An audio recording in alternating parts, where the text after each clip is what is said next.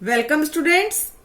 We are doing worksheets and today worksheet number is 12 for 9th class.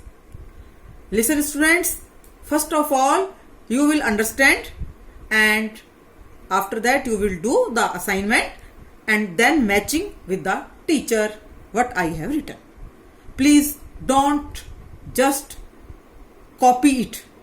At that time you will not understand. So let us start here. One thing I will tell more, don't forget to subscribe the channel. So here I read the para, not the para, just 2 lines are here. Read the passage and answer the question. Venice is a city in northern Italy. It is renowned for the beauty of its settings. तो Venice एक northern Italy में एक famous जो है शहर है, beauty के लिए बहुत फेमस है. क्यों है इसकी beauty? It's setting, architecture and it's art work.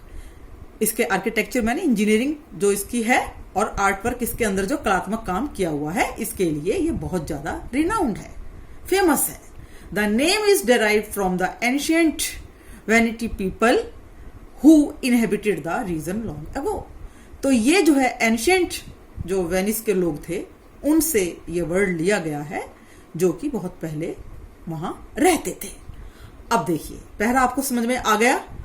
अब इस पहरे में से ऐसे ही सेम क्वेश्चन आपके रीडिंग सेशन में भी आते हैं. The word that has same meaning as famous in the passage is ancient, renowned, inhabited. तो आपको देखते ही समझ में आ गया होगा मेरे बिना बताए. तो वो क्या वर्ड है? बी पर टिक कीजिएगा. रिनाउंड, रिनाउंड मैंने फेमस, मैंने आपको ये पहले ही बता दिया था. अब सेकंड पे आ जाएं. Walnut is a dry fruit that possesses wonderful qualities of curing brain weakness. Walnut आपको पता ही अखरोट को कहते हैं और ये जो है बहुत ही एक चमत्कारिक इसके अंदर क्वालिटीज हैं जो कि ब्रेन की वीकनेस को दूर करता है. ब्रेन मैंने मस्तिष्क. It has phosphoric element which nourishes the vital tissues of the body. इसके अंदर कुछ ऐसे एलिमेंट्स होते हैं जो कि शरीर की बहुत अच्छे जो हमारे जो टिश्यूज जो संरचना है उसको नरिश करते हैं, उसका भरण पोषण करते हैं. Its consumption helps to destroy the disease originating from nervous disorder.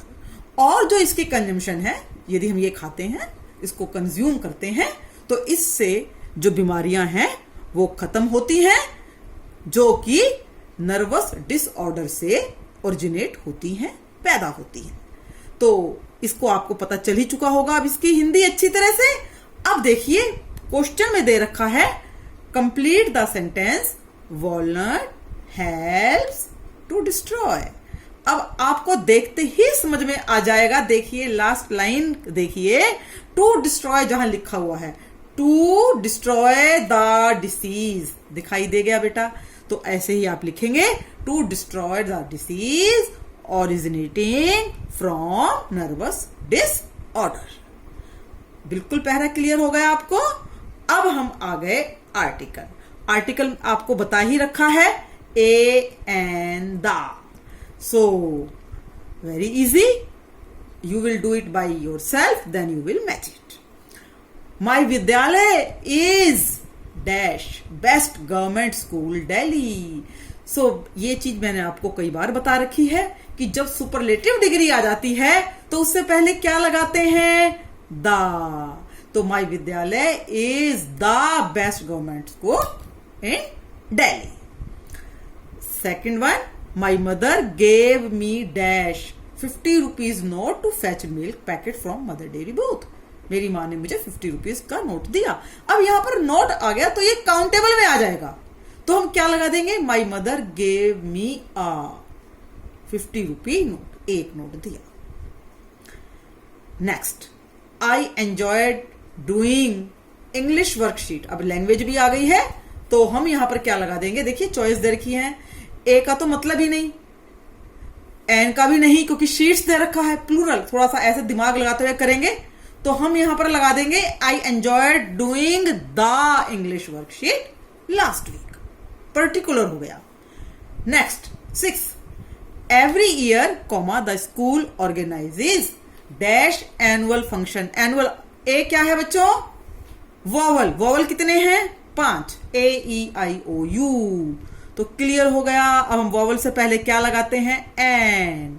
Every year the school organizes an annual function. Next, Rashi's brother is dash MBA student. So Rashi brother is, what will come? N. Don't say A. No. N will come. Why N will come? Pronunciation we will see. MBA. A sound is coming. So we will put an MBA student. Now come to the reported speech. This time these are in your syllabus. Reported speech. We say it, narration to it also we can say. And before doing the narration, I will tell you one thing, that you will have to learn tense. I have made so many tense video, so please go through all the tense videos that I have prescribed, and please you will learn a lot. Now here the sentence, I have not met my classmates in the new session. मैं नहीं मिला हूं. कौन सा tense है? Present perfect. And in the indirect speech we convert the present perfect into past perfect. So here the choices have been given. Rohan said that. तो here said has come. तो speech किस में convert change हो जाएगी? past tense में. तो देखिए, had not, has not, have not, has not, ये 3 तो आने का मतलब ही नहीं. B C D. तो हम पहला ले लेंगे. Rohan said that he had not met his classmates in the new session. So clear हो गई ये बात. अब 9th पे आ जाइए. I hope to meet everyone soon. कौन सा tense है?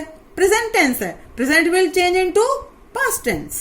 So Rohini said that. अब past tense में हमको लगाना है she hoped. Clear? अब यदि मैं ये कहती हूं she hopes, तो ये भी गलत हो जाएगा. He is hoping, ये भी गलत हो जाएगा. तो क्यों गलत हो जाएगा? क्योंकि जो आप इसमें है रोहिणी सैड, ये पास्ट टेंस में है, तो अंदर की जो स्पीच है आपकी वो चेंज हो जाएगी पास्ट टेंस में. तो देखिए, शी हैज होप्ड, ये भी गलत है. तो पहला आ जाएगा she hoped to meet everyone soon. Rohini said that she hoped to meet everyone soon. A will come. So ये इसको इसलिए आपको समझा रही हूं ताकि और भी आप यदि जो बाद में करोगे तो आपको क्लियर हो जाएगा. Now the last one.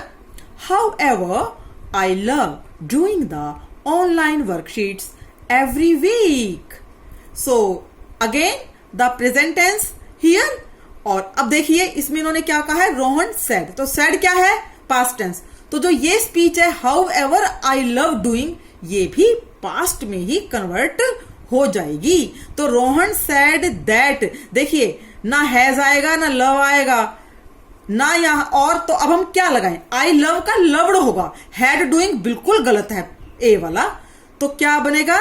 Rohan sad that. D पे आएंगे आप आंसर में. He loved doing the online worksheet every week. तो बच्चों आपको इस समझ में आ गया होगा. इसकी प्रैक्टिस और करना. ये मत सोचना कि अरे ये क्या काम मिल गया. इसको जितनी बार आप करोगे उतना ही आपके लिए अच्छा होगा, क्योंकि इस बार का सिलेबस पे मैंने जो आपको दिया है, एक बार सिलेबस में देखना, नरेशन हमारे सिलेबस में है. So I hope you all have understood. Okay, bye students, love you.